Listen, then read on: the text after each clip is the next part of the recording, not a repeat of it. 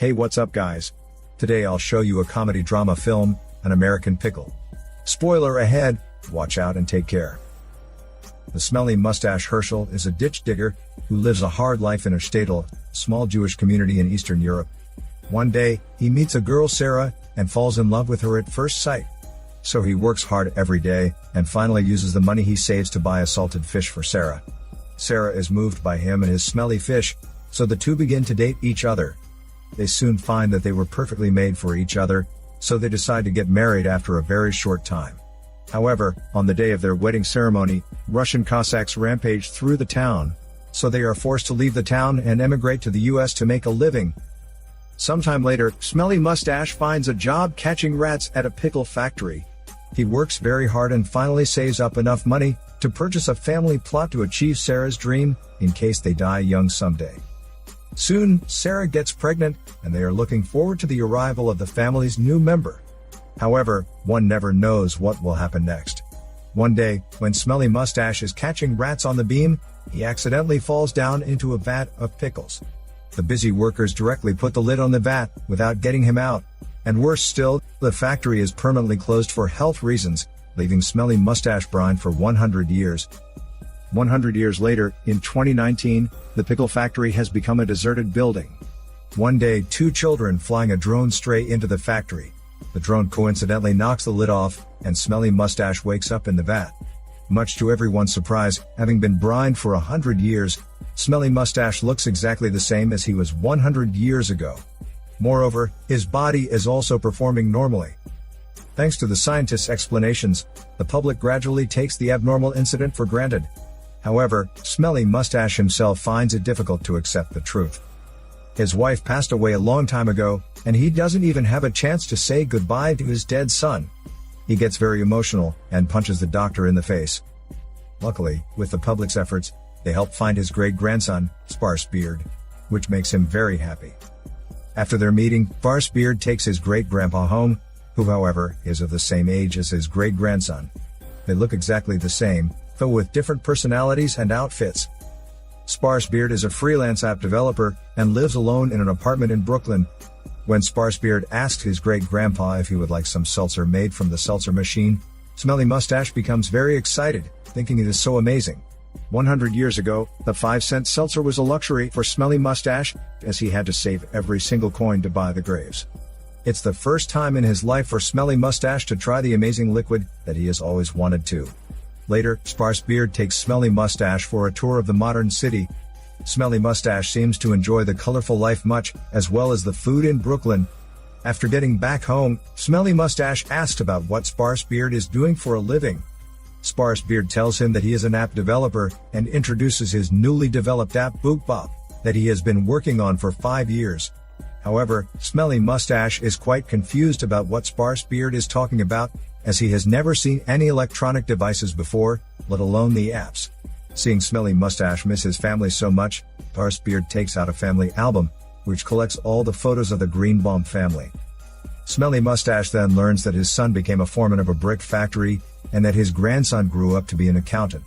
Their success makes Smelly Mustache feel satisfied and relieved.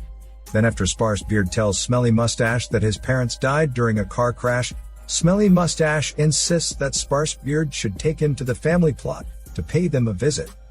The next day, when they arrive at the cemetery, Smelly Mustache finds that it is in shambles, and there is even a huge billboard overhead, blocking out the sunlight. Just when Smelly Mustache is praying for the dead, a construction team suddenly show up, and replace the billboard with a new Russian vodka one. That immediately reminds Smelly Mustache of the cruel Russian Cossacks, who destroyed his hometown. He gets so angry that he starts to beat the workers. Sparse Beard wants to stop it, but unfortunately gets beaten up. At last, both Smelly Mustache and Sparse Beard are put into jail.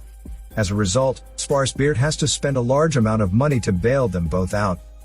After getting back to Sparse Beard's apartment, Smelly Mustache tells him that he wants to buy the billboard, so that he can tear it into pieces. However, Sparse Beard tells him it will cost $200,000.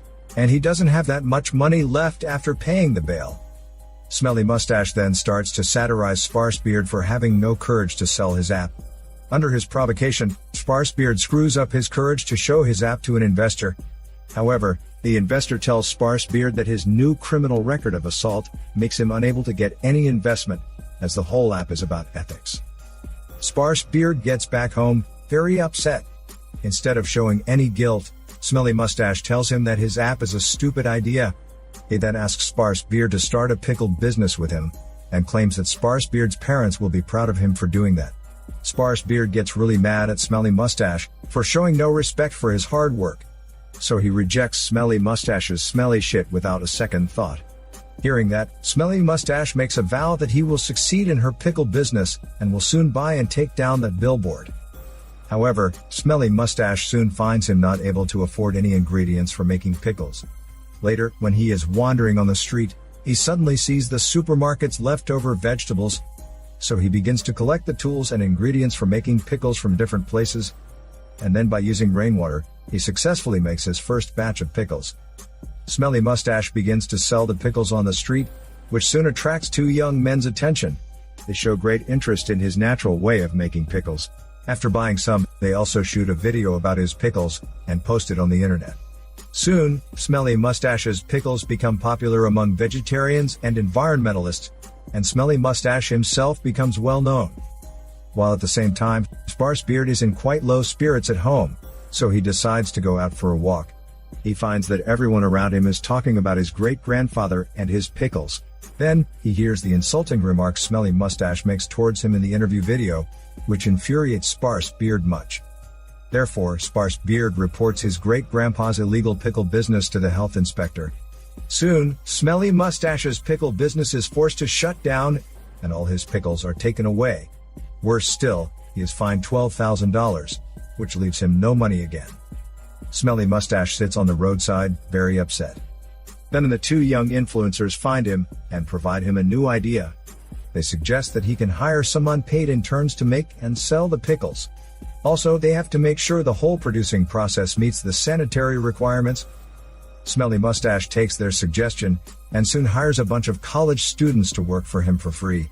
With so many people's efforts, Smelly Mustache's business becomes even more popular.